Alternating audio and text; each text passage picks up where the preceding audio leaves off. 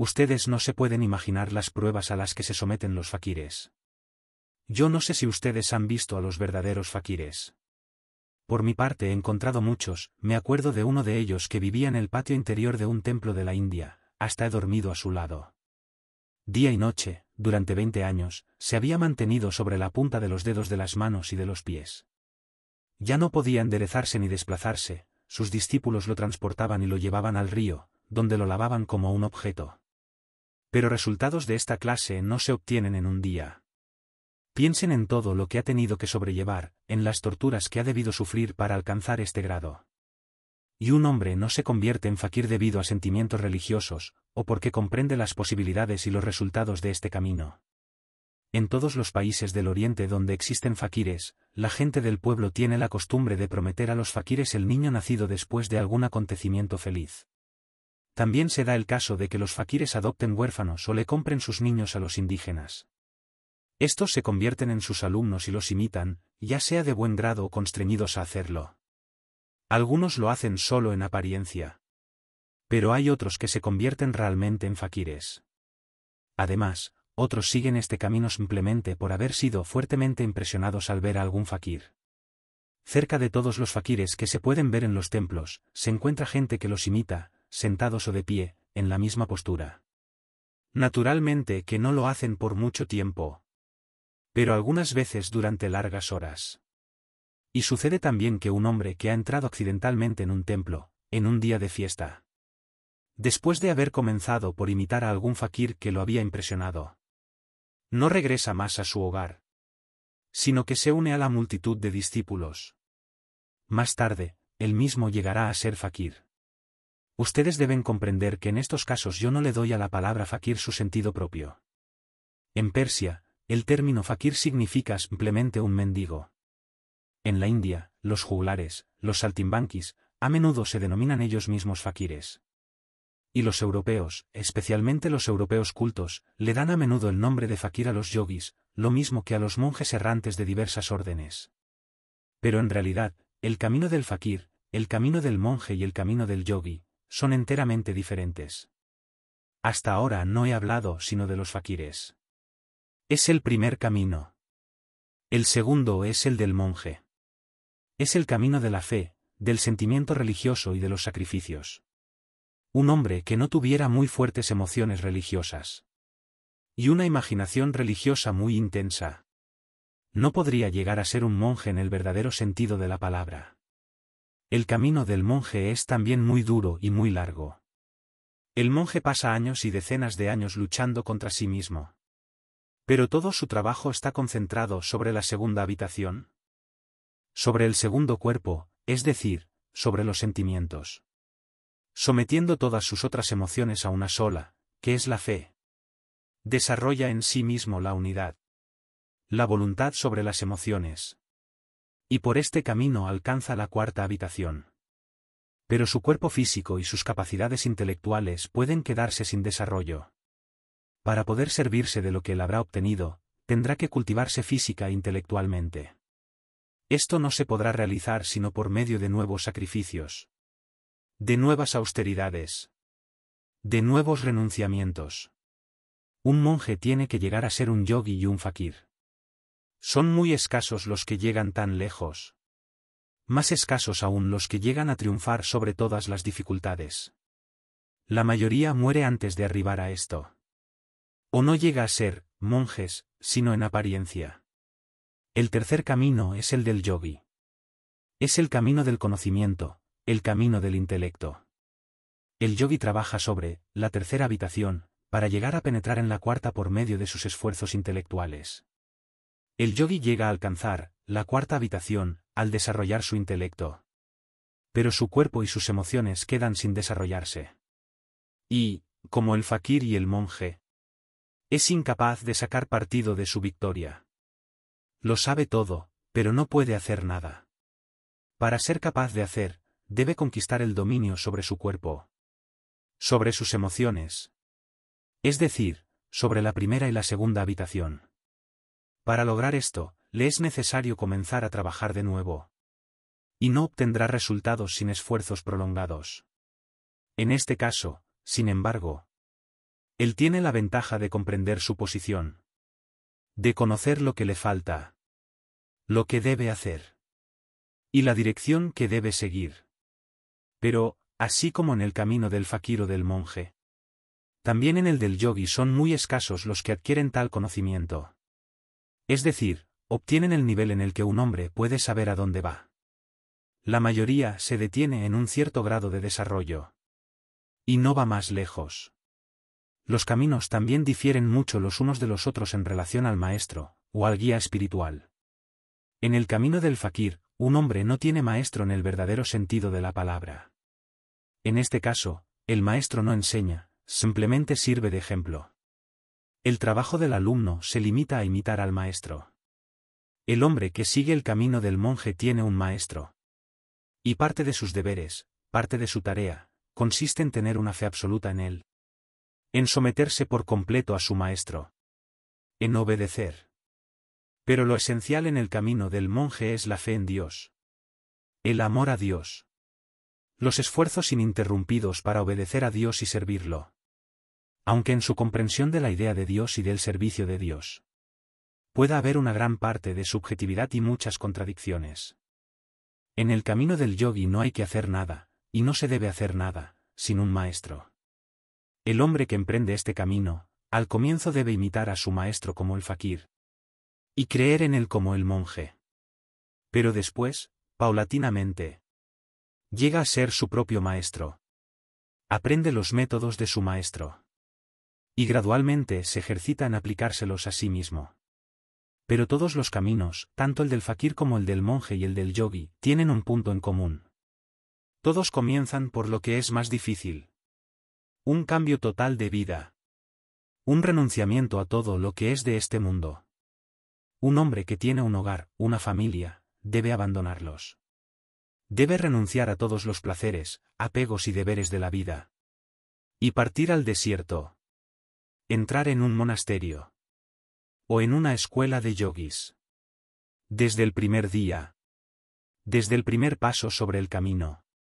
Debe morir para el mundo. Solo así puede esperar obtener algo en uno de estos caminos. Para captar la esencia de esta enseñanza es indispensable darse cuenta cabal de que los caminos son los únicos métodos capaces de asegurar el desarrollo de las posibilidades ocultas del hombre. Además, muestra cuán raro y difícil es un desarrollo de esta clase. El desarrollo de estas posibilidades no es una ley. La ley para el hombre es una existencia dentro del círculo de las influencias mecánicas. Es el estado del hombre-máquina. El camino del desarrollo de las posibilidades ocultas. Es un camino contra la naturaleza. Contra Dios. Esto explica las dificultades y el carácter exclusivo de los caminos. Son estrictos y estrechos. Sin embargo, nada se puede alcanzar sin ellos. En el océano de la vida ordinaria y especialmente de la vida moderna, los caminos aparecen solo como un fenómeno minúsculo, apenas perceptible, que desde el punto de vista de esta vida no tiene la menor razón de ser. Pero este fenómeno minúsculo contiene en sí mismo todo cuanto el hombre dispone para el desarrollo de sus posibilidades ocultas. Los caminos se oponen a la vida de todos los días, que está basada en otros principios y sometida a otras leyes. Y aquí el secreto de su poder y de su significación. En una vida ordinaria, aunque esté llena de intereses filosóficos, científicos, religiosos o sociales, no hay nada, y no puede haber nada, en ella que ofrezca las posibilidades contenidas en los caminos. Porque estos llevan al hombre, o pueden llevarlo, a la inmortalidad. La vida mundana, aun la más exitosa, lleva a la muerte. Y no puede llevar a ninguna otra cosa. La idea de los caminos no puede ser comprendida si se admite la posibilidad de la evolución del hombre sin su ayuda. Por regla general, es duro para un hombre resignarse a esta idea. Le parece exagerada, injusta y absurda. Tiene una comprensión pobre del sentido de la palabra, posibilidad. Se imagina que si tiene algunas posibilidades en sí mismo, éstas tendrán que desarrollarse. Y que por cierto los medios de desarrollo están a su alcance. Partiendo de un total rechazo a reconocer en sí mismo cualquier clase de posibilidad. Por lo general el hombre pasa súbitamente a la imperiosa exigencia de su desarrollo inevitable. Para él es difícil adaptarse a la idea de que sus posibilidades no solo pueden permanecer en su estado actual de infradesarrollo, sino aún atrofiarse definitivamente. Y que, por lo tanto, su desarrollo reclama de él prodigiosos y perseverantes esfuerzos. De una manera general, si consideramos a las personas que no son ni fakires, ni monjes, ni yogis y de las que podemos afirmar sin temor que jamás serán fakires, monjes o yogis, estamos en condición de afirmar con certeza absoluta que sus posibilidades no pueden ser desarrolladas y que no se desarrollarán jamás. Es indispensable persuadirse profundamente de esto para comprender lo que voy a decir. En las condiciones ordinarias de la vida civilizada, la situación de un hombre, aun inteligente, que busca el conocimiento, es sin esperanza, porque no tiene la menor posibilidad de encontrar alrededor de él algo que se asemeje a una escuela de fakires o a una escuela de yogis. En cuanto a las religiones del Occidente, han degenerado hasta tal punto que desde hace mucho tiempo ya no hay nada viviente en ellas. En fin, del lado ocultista o espiritista, ya no hay nada que esperar, sino experiencias ingenuas. La situación sería realmente desesperada, si no existiese otra posibilidad, la de un cuarto camino. El cuarto camino no exige que uno se retire del mundo. No exige que uno abandone todo aquello por lo que se ha vivido hasta el momento. Este camino comienza mucho más lejos que el del yogi. Esto significa que es necesario estar preparado para entrar en el cuarto camino. Y que esta preparación, que es de las más serias, tiene que adquirirse en la vida ordinaria y aplicarla sobre muchos lados diferentes. Además, el hombre que quiere seguir el cuarto camino tiene que reunir en su vida condiciones favorables al trabajo, o por lo menos aquellas que no lo hagan imposible. Porque es necesario convencerse de que, tanto en la vida exterior como en la vida interior, ciertas condiciones pueden constituir barreras infranqueables para el cuarto camino. Añadamos aún que este camino, contrariamente al del fakir, al del monje y al del yogi, no tiene una forma definida. Ante todo, tiene que ser hallado. Es la primera prueba. Y es difícil, porque el cuarto camino es mucho menos conocido que los otros tres caminos tradicionales. Son numerosas las personas que nunca han oído hablar de él, o que niegan simplemente su existencia, o aun su posibilidad. Sin embargo, el comienzo del cuarto camino es más fácil que el comienzo de los caminos del fakir, del monje y del yogi.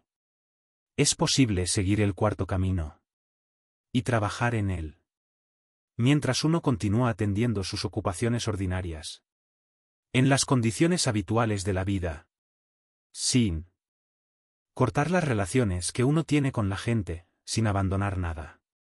Este camino no exige el renunciamiento. Por el contrario, las condiciones de vida en las que un hombre se encuentra cuando emprende el trabajo o en las que el trabajo lo sorprende, por así decirlo, son las mejores posibles para él. Por lo menos al comienzo. Porque ellas le son naturales. Ellas son el hombre mismo. Porque la vida de un hombre y sus condiciones corresponden a lo que él es. La vida las ha creado a su medida. Por consiguiente, cualquier otra condición sería artificial. Y en este caso el trabajo no podría tocar inmediatamente todos los lados de su ser. De esta manera, el cuarto camino alcanza simultáneamente todos los lados del ser humano. Es un trabajo inmediato sobre las tres habitaciones a la vez. El fakir trabaja sobre la primera habitación. El monje sobre la segunda. El yogi sobre la tercera. Cuando alcanzan la cuarta habitación, el fakir, el monje y el yogi dejan atrás muchas tareas incumplidas. Y no pueden hacer uso de lo que han alcanzado, porque no dominan todas sus funciones. El fakir es amo de su cuerpo, pero no de sus emociones, ni de sus pensamientos. El monje es amo de sus emociones, pero no de su cuerpo, ni de su pensamiento. El yogi es amo de su pensamiento, pero no de su cuerpo, ni de sus emociones. Por lo tanto, el cuarto camino difiere de los otros en que exige del hombre ante todo la comprensión. El hombre no debe hacer nada sin comprender. Salvo a título de experimento, bajo el control y la dirección de su maestro. Cuanto más comprenda un hombre lo que hace, tanto más valor tendrán los resultados de sus esfuerzos. Es un principio fundamental del cuarto camino. Los resultados obtenidos en el trabajo son proporcionales a la conciencia que uno tiene de ese trabajo. No se requiere fe en este camino. Por el contrario, la fe de cualquier naturaleza que fuera, es aquí un obstáculo. En el cuarto camino, un hombre tiene que asegurarse por sí mismo de la verdad de lo que se le dice. Y en tanto que no haya adquirido esta certidumbre, no debe hacer nada. El método del cuarto camino es el siguiente. Si uno comienza un trabajo sobre una habitación, debe emprender simultáneamente un trabajo correspondiente sobre las otras dos. En otros términos, mientras uno trabaja sobre el cuerpo físico, hay que trabajar simultáneamente sobre el pensamiento y sobre las emociones. Mientras uno trabaja sobre el pensamiento, hay que trabajar sobre el cuerpo físico y las emociones. Mientras se trabaja sobre las emociones, hay que trabajar sobre el pensamiento y sobre el cuerpo físico. Lo que permite llegar a esto es que, en el cuarto camino, es posible hacer uso de un cierto saber, inaccesible en los caminos del fakir, del monje y del yogi. Este saber proporciona la posibilidad de un trabajo en las tres direcciones a la vez. Toda una serie de ejercicios paralelos sobre los tres planos, físico, mental y emocional, sirven a esta meta. Aún más, en el cuarto camino es posible individualizar el trabajo de cada uno. Dicho de otro modo, cada uno no debe hacer sino lo que le es necesario, y nada de lo que no tiene utilidad para él. Porque el cuarto camino pone de lado todo lo superfluo, que se mantienen los otros caminos simplemente por rutina. De esta manera, cuando un hombre alcanza la voluntad por el cuarto camino, se puede servir de ella, porque ha adquirido el control de todas sus funciones físicas, emocionales e intelectuales. Y por añadidura, ha ahorrado mucho tiempo al trabajar a la vez, paralelamente, sobre los tres lados de su ser. A veces al cuarto camino se le llama el camino del hombre ladino. El hombre ladino conoce un secreto que no conocen el fakir, el monje ni el yogi. ¿Cómo ha aprendido este secreto el hombre ladino? Nadie lo sabe. Quizás lo ha encontrado en un libro antiguo. Quizás lo ha heredado. Quizás lo ha comprado. O a lo mejor se lo ha robado a alguien. No importa. El hombre ladino conoce el secreto. Y con su ayuda, deja muy atrás al fakir, al monje y al yogi. Entre los cuatro, el fakir es el que actúa de la manera más tosca. Sabe muy poco. Y comprende muy poco. Supongamos que, después de un mes de torturas intensivas, llega a desarrollar cierta energía, cierta substancia, que produce en él cambios definidos.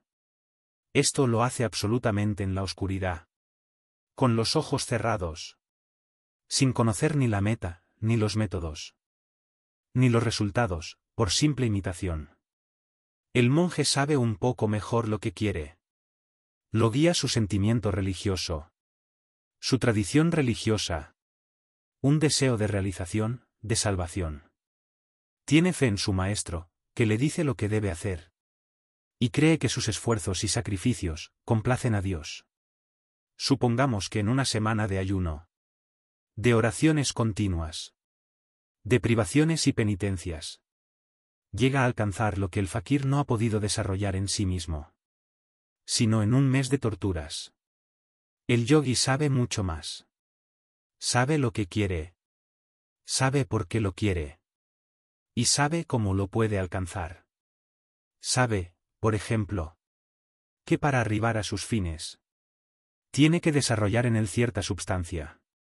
Sabe que esta substancia se puede producir en un día, a través de cierta clase de ejercicio mental, o a través de concentración intelectual. De este modo, fija su atención sobre un ejercicio por un día entero, sin permitirse una sola idea ajena. Y así obtiene lo que necesita. De esta manera, en solo un día, un yogi llega a lo mismo que llega el monje en una semana. Y el fakir en un mes. Pero en el cuarto camino, el conocimiento es aún más exacto y más perfecto. El hombre que lo sigue conoce con precisión qué sustancias necesita para alcanzar sus fines. Y sabe que estas sustancias pueden ser elaboradas en el cuerpo por un mes de sufrimiento físico, una semana de tensión emocional, o un día de ejercicios mentales. Y también que estas sustancias pueden ser introducidas desde afuera en el organismo, si se sabe cómo arreglárselas. Y así, en lugar de perder un día entero en ejercicios como el yogi, una semana en oraciones como el monje, o un mes en suplicios como el fakir, el hombre que sigue el cuarto camino se contenta con preparar y engullir una pequeña píldora que contiene todas las sustancias requeridas. Y de esta manera, sin pérdida de tiempo, obtiene los resultados deseados. Igualmente hay que tener en cuenta, dijo G, que fuera de estos caminos justos y legítimos, hay también caminos artificiales, que no dan sino resultados temporales, y caminos francamente malos, que aún pueden dar resultados permanentes, pero nefastos. Igualmente, en estos caminos el hombre busca la llave de la cuarta habitación, y algunas veces la encuentra. Pero lo que encuentra en la cuarta habitación, nadie lo sabe. También sucede que la puerta de la cuarta habitación sea abierta artificialmente, por medio de una ganzúa. Y en estos dos casos se puede encontrar la habitación vacía. Durante una de las reuniones siguientes, se abordó una vez más la cuestión de los caminos. Para un hombre de cultura occidental, dije, naturalmente es difícil creer y aceptar la idea de que un fakir ignorante, un monje ingenuo, o un yogi retirado del mundo pueda estar en el camino de la evolución, mientras que un europeo cultivado, armado de su ciencia exacta y de los últimos métodos de investigación, no tiene ninguna oportunidad, y gira en un círculo del cual no puede esperar salir. Sí, esto es porque la gente cree en el progreso y en la cultura, dijo G. Pero no hay ningún progreso, de ninguna clase. Nada ha cambiado en miles de años. Solo la forma exterior cambia. La esencia no cambia. El hombre sigue siendo exactamente igual. La gente, culta y civilizada, vive movida por los mismos intereses que los salvajes más ignorantes. La civilización moderna está basada en la violencia, la esclavitud y las frases bellas. Pero todas las frases bellas sobre la civilización y el progreso no son más que palabras. Esto no podía dejar de producir en nosotros una impresión particularmente profunda, porque fue dicho en 1916, cuando el último beneficio de la civilización, bajo la forma de una guerra como el mundo jamás había visto, no hacía sino crecer y ampliarse, arrastrando en su órbita de semana en semana a nuevos millones de hombres. Recordaba haber visto, unos días antes, en la Liteini, dos enormes camiones cargados hasta la altura de un primer piso, de muletas nuevas de madera, todavía sin pintar. No sé por qué estos camiones me habían asustado particularmente.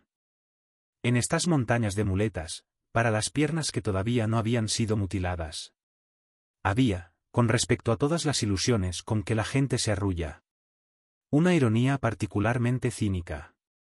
A pesar mío, me representé el hecho de que camiones exactamente semejantes rodaban en Berlín, París, Viena, Londres, Roma y Constantinopla.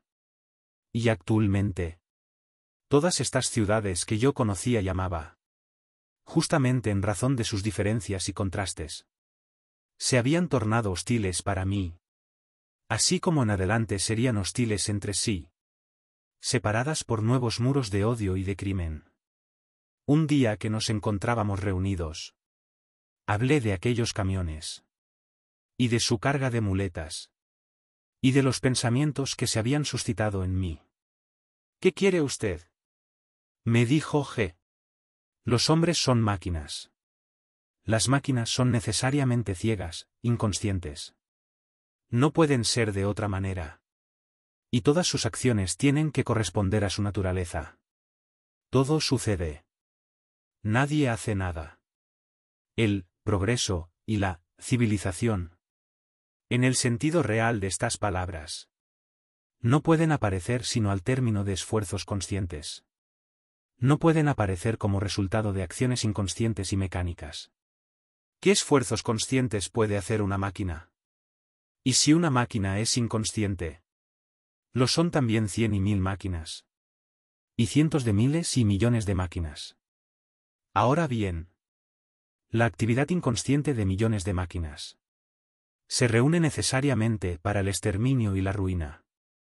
Es precisamente en las manifestaciones inconscientes o involuntarias donde reside todo el mal. Ustedes no comprenden todavía. Y no pueden imaginar todas las consecuencias de esta plaga. Pero llegará el tiempo en que comprenderán.